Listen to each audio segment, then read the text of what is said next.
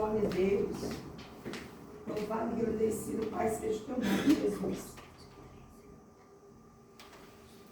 Glória, glória a Deus. Louvado seja Deus. Vamos ler. Jesus lhes contou outra parábola, dizendo: o reino dos céus é como um homem que semeou boa semente em seu campo. Mas enquanto todos dormiam, veio seu inimigo e semeou o joio no meio do trigo e se foi. Quando o trigo brotou e formou espigas, o joio também apareceu. Os servos do dono do campo dirigiam-se a ele e disseram: o Senhor não semeou boa semente em seu campo? Então, de onde veio o joio? Um inimigo fez isso, respondeu ele. Os servos lhe perguntaram: o senhor quer que o tiremos? Ele respondeu: não, porque ao tirar o joio vocês poderão arrancar com ele o trigo. Deixem que cresçam juntos até a colheita. Então direi aos encarregados da colheita: juntem primeiro o joio e amarrem-no em feixes, guardem-no no meu celeiro. Louvado seja Deus. Irmãos, pode assentar, fique à vontade. Bate palma, glorifica o nome do Senhor. Graças a Deus. Meus queridos, essa parábola é uma parábola assim, muito interessante, porque Jesus ele fala que o trabalhador ele vai e lança no seu campo, ele lança sementes de trigo. A plantação dele seria uma plantação de trigo. E todos que lançam a semente almejam uma colheita boa, com bons frutos, para que tenha para si, até mesmo para vizinhos, ou para o comércio, ou para o consumo, para ajudar o vizinho, para o comércio. Mas só que tem que Jesus fala, ao chegar ao conhecimento de Jesus, que quando estava saindo ali, os brotinhos ali do trigo, não tinha só trigo, tinha uma outra planta no meio do trigo que eles chamavam de joio, porque não era uma planta boa para se comer. E ela era uma planta, o joio era uma planta que machucava o joio, crescia junto, as raízes do joio entrelaçavam as raízes do joio entrelaçavam as raízes e acabam ficando tudo junto e difícil de se tirar o trigo. Mas de passado um tempo, meus queridos, Jesus, após ministrar essa parábola, chega um momento que os discípulos falam para ele assim: mestre, agora nos explica o que vem a ser essa parábola do joio e do trigo. Eles entenderam que o joio era uma planta que estava no meio do trigo, uma planta que não era comestível, mas era uma erva daninha que prejudicava o trigo no seu crescimento. Mas Jesus, meus queridos, ele diz assim: então, aleluia, depois que a multidão foi embora, os seus discípulos aproximaram-se dele e perguntaram em particular para ele: explica-nos a parábola do joio no campo. E Jesus respondeu assim: aquele que semeou a boa semente é o Filho do Homem. O Filho do Homem semeia uma semente boa. Mas aquele que veio e lançou a semente ruim, esse é Satanás. E os discípulos agora ficam preocupados para saber: mas o Filho do Homem, nós conhecemos que na Bíblia, quando fala-se, na maioria das vezes, não todas, mas na maioria, quando se fala assim do Filho do Homem, estamos nos referindo ao Filho de Deus, a Jesus. E agora Jesus está falando que Ele semeia boas sementes do campo, mas o adversário das nossas almas, ele só semeia o que é ruim, aquilo que não nos traz nenhum benefício e, ao contrário, ainda nos traz prejuízo, nos prejudica em alguma maneira. E continua Jesus dizendo para eles: o campo é o mundo, e estamos todos no mundo ainda, porque Jesus pagou um preço na cruz do Calvário. E o campo é o mundo, e a boa semente são quem? Os filhos do reino. O que é o reino? O reino é o que Deus tem preparado para nós, um lugar onde Deus preparou para o povo dele. Aleluia. Para todos nós que estamos nessa terra e reconhecemos que o Senhor é Deus e Jesus é o Salvador do mundo, e aceitamos. Mas ele diz ainda: os joios são os filhos do maligno, e o inimigo que o semeia é o diabo.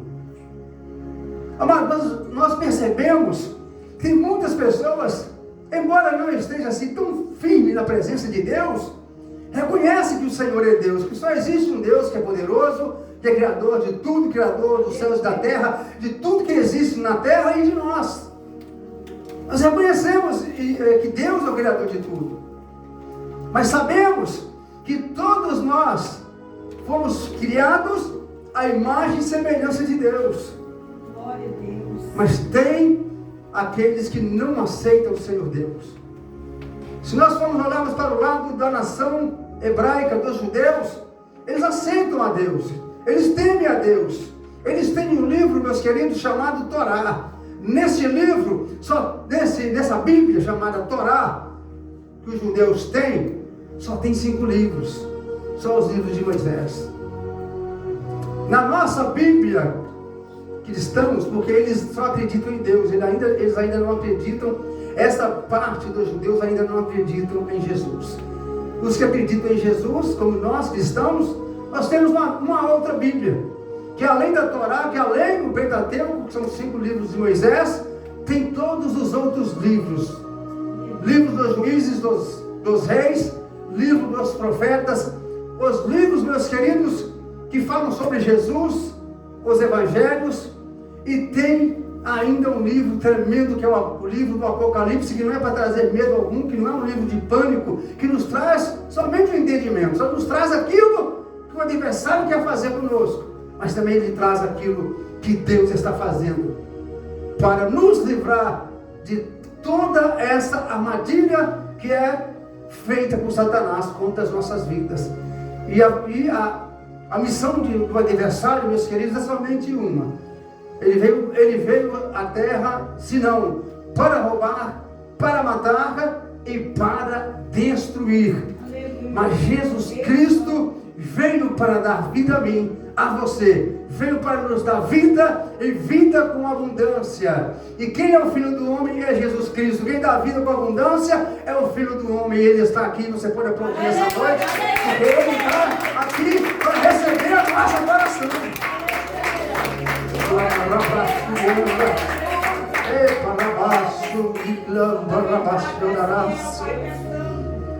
E Jesus, meus queridos, é tão maravilhoso que Ele dá uma explicação sucinta para os seus discípulos, como deixa para nós nos dias de hoje. Aqueles que buscam ao adversário são como o joio, porque eles não trazem benefício a nós, eles só querem nos trazer prejuízo, porque nós sabemos que existem obras, meus queridos, que são infrutuosas e são das trevas. Precisamos de entender isso, que no meio de nós, de toda a humanidade, no meio de todos nós que somos tribos, há aqueles que não são tribos, sabe por quê? Porque escolheram a servir ao Deus das trevas. Entendemos que a ciência diz que a ausência da luz, pela ausência da luz se formou as trevas, e que onde há luz, as trevas são dissipadas. E aqui tem luz, porque tem servos de Deus. Onde há uma igreja que serve a Deus, o Espírito de Deus, Ele traz a luz da glória de Deus para a sua igreja. Mas então, meus amados, nós entendemos que cresceu o joio no meio. Todos crescemos juntos, aonde? No mundo. E agora é semeado, meus queridos, no mundo, a humanidade. Cada um de nós, que somos considerados uma árvore. Mas uma árvore com um galho, porque Jesus Cristo é o tronco. E nós estamos ligados. Ele diz, aquele que estiver ligado em mim, o Pai vai podar para que dê ainda mais fruto. Se você está ligado em Jesus, se você está na presença de Deus, se você está na presença do Senhor Jesus, você está dando fruto. Então não se importe quando cair uma pedra, aleluia, sobre a tua vida. Não se importe quando alguém disser que você não é o que você realmente é. Sabe por quê? Porque você está dando fruto. E vão se levantar contra a sua vida, porque você é uma pessoa que serve a Deus, uma pessoa que está servindo a Jesus Cristo. Então não tem como não dar frutos, e frutos bons. E o fruto, ele cai perto da sua árvore. Se a nossa árvore é Jesus, o fruto é bom, porque a árvore é boa. Se nós estamos ligados em Jesus, nossos frutos têm que ser bons, porque está saindo da árvore que é Jesus, e o fruto cai perto da árvore, e nós estamos na árvore, e essa árvore é Jesus Cristo, o Salvador do mundo. Aleluia, glória a Deus. Meus queridos, nós entendemos que Jesus explica que tem os filhos do maligno, e o inimigo que semeia é o diabo. E continua, a colheita é o fim desta era. Estamos entendendo que vai haver a colheita? E que a colheita será no final? Então nós vamos entender que chegará o dia que Jesus vai vir buscar a tua igreja. Verdade, meu Deus. Disso não tem como nós fugirmos. Ele virá nas nuvens do céu. E é tão glorioso, meus queridos. Jesus Cristo é tão glorioso, tão maravilhoso, que João, aleluia, na ilha de Patmos, aleluia. Não podemos fazer confusão entre João e João Batista, que João Batista é aquele que foi decapitado, que morreu dentro do cárcere, a mando do rei Herodes. E João, meus queridos, o apóstolo João é aquele que foi arrebatado, que estava exilado na ilha de Patmos. E lá, quando ele descreve o ser glorioso e maravilhoso que é Jesus, quando ele vê Jesus no seu entendimento humano, nas suas palavras, que não tinha como descrever de outra forma, ele descreve da melhor forma possível, como ele conseguia, porque Jesus é muito tremendo, é muito mais maravilhoso. Ele dizia assim, olha, os seus cabelos são brancos como a lã, como a branca neve, são brancos como lã. Os seus olhos são como chamas de fogo. Na sua boca sai uma espada de 2 gumes. Essa espada, meus queridos, é a palavra.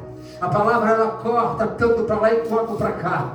Se eu estiver pregando, meus queridos, e não vivendo ela será cobrada primeiro de mim. Aleluia. Porque eu que estou sendo o pregador da palavra, primeiro cobrado de mim, ela corta para cá primeiro.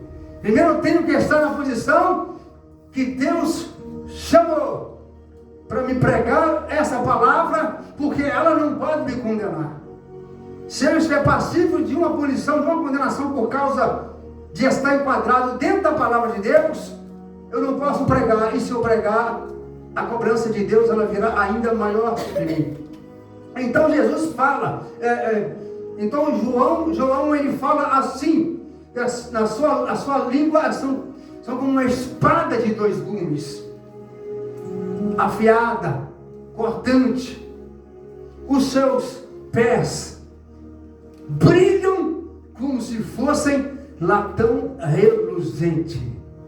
Até nos pés do Senhor Jesus Cristo há um brilho que não tem como eu, como você e o apóstolo João descrever, a não ser dizendo, é como se fosse o brilho de um latão reluzente. aquele latão que você pega, aquela lata que você pega, abre e vira ela. E o sol, ali ela exposta, o sol quando bate. E se você estiver na direção do foco, daquela luz, do reflexo do sol que bateu naquela lata, ela vai te cegar. Na hora que você vai olhar, vai vir nos seus olhos e você vai virar, vai colocar a mão. É mais ou menos assim que descreve o apóstolo João, como que é maravilhoso esse Jesus que nós servimos. Queridos, em Gálatas, no capítulo, meus amados, de número 3, o apóstolo Paulo vai referir sobre fé ou obediência à lei. Ele começa dizendo assim: ó Gálatas insensatos, quem os enfeitiçou? Quem que cauterizou a mente de vocês para tirarem vocês do caminho? Vamos dizer que estava dizendo assim o apóstolo Paulo. Quem os enfeitiçou? Não foi diante dos seus olhos que Jesus Cristo foi exposto como crucificado? Por que agora estão tirando a atenção de Jesus Cristo, se diante dos seus olhos ele foi levantado na cruz? Todos vocês viram ele sendo levantado na cruz, ele sendo morto, sendo crucificado, morto para perdão dos nossos pecados. E continua dizendo assim: gostaria de saber apenas uma coisa: foi pela prática da lei que vocês receberam o Espírito ou pela fé naquilo que ouviram? Foi pela fé, irmãos. O Espírito, ele é derramado, segundo o apóstolo Paulo, sobre nós como a adoção, porque nós nem merecemos, mas é uma adoção de Deus para a sua igreja. Mas antes, há mais de 1000 anos atrás, estava o profeta Joel profetizando. No capítulo 1, ele profetiza dizendo, ele comenta dizendo a respeito de gafanhotos que entram nas nossas vidas a fim de devorar tudo, de tirar toda a nossa prosperidade. E os gafanhotos nós não podemos contê-los com ofertas, não podemos contê-los ou repreendê-los com votos. Mas a Bíblia diz no profeta Malaquias, no capítulo 10, que nos dízimos e nas ofertas Deus repreenderá o demônio devorador. E no capítulo 2 de Joel, ele vem dizendo para nós, que no capítulo 2, versículo 28, e depois, primeiro vem o ensinamento, e agora vem para nós uma promessa. Depois do ensinamento, depois da repreensão, vem uma promessa de Deus, através do mesmo profeta, do profeta Joel, que ele diz, e depois, do capítulo 2, versículo 28 do livro do profeta Joel, e depois derramarei sobre vós o meu Espírito. Acabamos de ler agora, falar sobre Paulo dizendo para a igreja de Gálatas, o que foi, aleluia, que nos fez receber o Espírito. Foi a lei ou foi a fé? Aleluia. Se você crê, você vai receber. Se você ainda não recebeu o Espírito Santo de Deus, você vai receber. Porque Joel, aleluia, profetizando, vai te ensinando, aleluia, no capítulo 2, versículo 28, ele diz, depois derramarei do meu Espírito. Quando ele fala derramarei, não ele, mas o Deus que fala através da boca dele, está dizendo, eu, aleluia, o Senhor, derramarei do meu Espírito sobre toda a carne. Sobre toda a carne, não tem acepção, aleluia, sobre toda a humanidade. Mas ele diz, derramarei do meu Espírito, os nossos filhos e as nossas filhas profetizarão.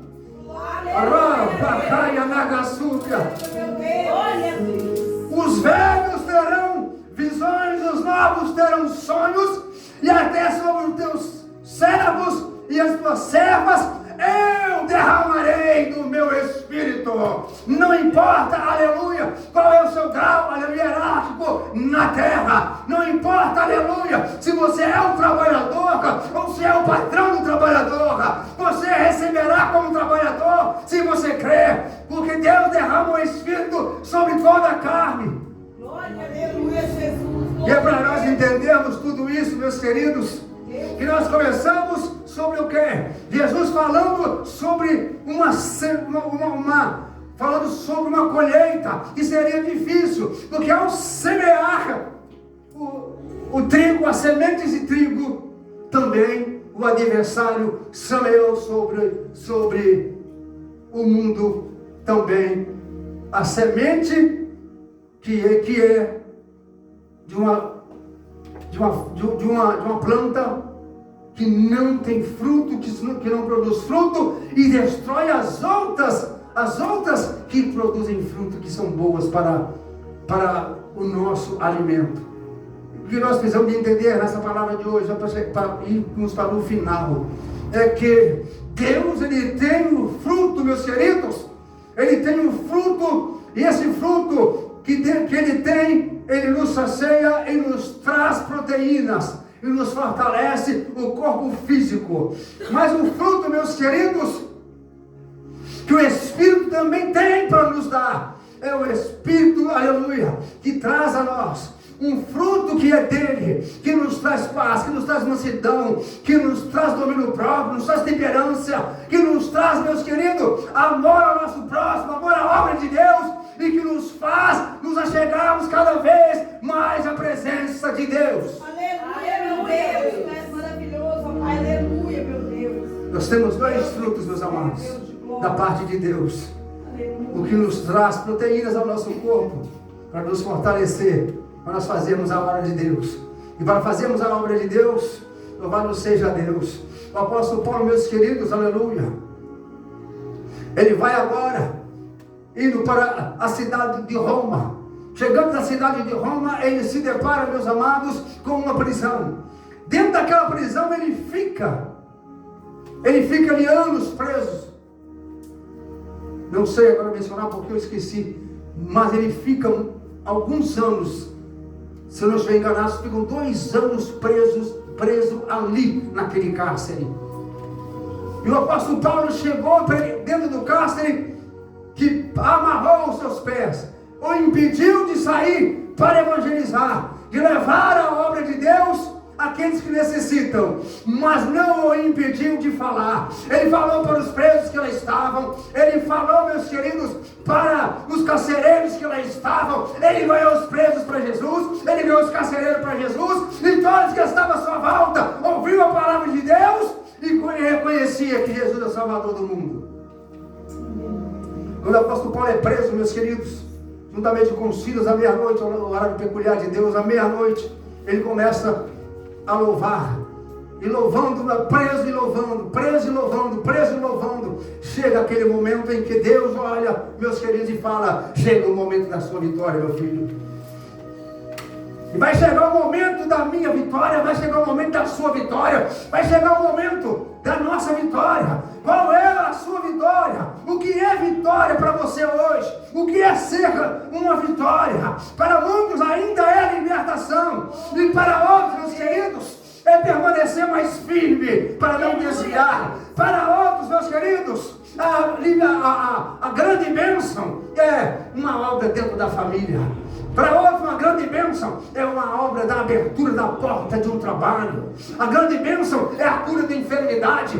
Eu não me importo do tamanho do milagre que você precisa, porque eu sei que esse Deus que nós servimos, que está aqui, Ele é muito maior, aleluia, do que todas as enfermidades. Não tem bactéria nem vírus, não tem nada que está acima dele. E se Ele disser, é agora você recebe o seu milagre. Aleluia.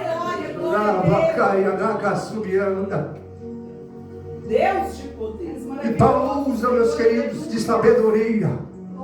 Usa de sabedoria onde ele passa. E ganha almas para o reino. E ganhando almas para o reino, estão se multiplicando as igrejas na terra. E nós precisamos de multiplicar as igrejas, meus queridos. Sabe por quê? Porque onde tem igreja, aleluia, cheia, tem salvação, se estiver sendo pregada a palavra da verdade. Onde estiver igreja, tem salvação, se estiver sendo pregada a palavra que conduz ao arrependimento, que conduz o homem a entender que é preciso ser servo Porque se não se submeter à servidão, não vai agradar a Deus. E nós fazemos a obra de Deus, meus queridos, é para agradar esse Deus. A intenção, o objetivo principal é almas para o reino. Quando uma alma aceita Jesus, há uma grande festa no céu. E nós temos a responsabilidade de fazer isso. Então é preciso que nós nos apeguemos cada vez mais à obra do Senhor. Eu trabalho na obra de Deus, irmãos. Eu trabalho há muitos anos na obra de Deus. Quanto eu ganho? Eu ganho muito mais do que o homem aí fora pode me pagar, porque eu ganho todas as bênçãos que Deus me dá. O trabalho na obra de Deus não é para ganhar dinheiro. O trabalho na obra de Deus é para ganhar almas para o reino de Cristo. Mas então não é trabalhar. Se não ganha, não é trabalhar. É trabalho. É trabalho árduo. Cansa o corpo físico e cansa também o espiritual. Traz, aleluia, muitas vezes um cansaço tão grande que nos chega a beirar a depressão. E muitos pastores, tenho certeza que aqui todos já ouviram, se não todos, quase todos, muitos pastores tiraram a própria vida no momento em que já estavam entrando naquela depressão terrível. Por quê? Porque o pastor, meus queridos, ele tem que prestar conta a Deus de cada alma que Deus leva para a igreja. Cada alma que o Espírito Santo convence que é melhor servir a Deus do que ser escravo do adversário, que o adversário te joga em situações adversas. Ele quer te colocar no vício, ele quer te colocar numa situação em que você pode perder o emprego, ele quer fechar a porta para você não conseguir, quer colocar uma enfermidade, quer colocar confusão dentro de casa, quer colocar confusão no trabalho, quer confusão na rua, e tem ruas que pessoas não podem passar devido a essas obras que o adversário faz. Mas Deus não. Deus passa com você e você não é visto pelos seus adversários. Peraí, fulano de tal passou aqui, estou com sede nele, eu quero matar, eu ia descarregar essa arma nele, eu não vi ele passando, passou agora, passou, você estava de costas, ele passou, ó, já sumiu lá, não dá mais prazo para chegar e alcançá-lo. É isso que Deus faz, Ele nos dá livramentos. Às vezes você faz uma viagem, sai de um lugar, viaja 30, 40, 50, mais quilômetros, chega em determinado lugar, aí você fala, é perguntado, alguém tem uma bênção? Aí você fala, não teve bênção nenhuma, não aconteceu nada na estrada, aconteceu porque Deus não deixou acontecer. A bênção foi a sua viagem segura, de ida e de volta, porque Deus te deu um livramento, Deus te guardou em todo o período daquela viagem. E às vezes a gente não entende, não é só quando acontece um acidente, que Deus nos poupa nossas vidas, não nos deixando morrer naquele acidente, é que teve um livramento, não. Livramento ele tem todas as vezes que não acontece nada, porque Deus está no controle, está no comando de tudo, e quer estar sempre no comando das nossas vidas, porque se Ele comandar as nossas vidas, nós só receberemos bênçãos. Quem crê diz amém. Amém. Louvado seja Deus. E para encerrar, meus queridos, com louvor, eu gostaria de pedir a irmã Magda para louvar o Senhor. Eu gostaria que ela louvasse o Senhor com um hino nessa noite.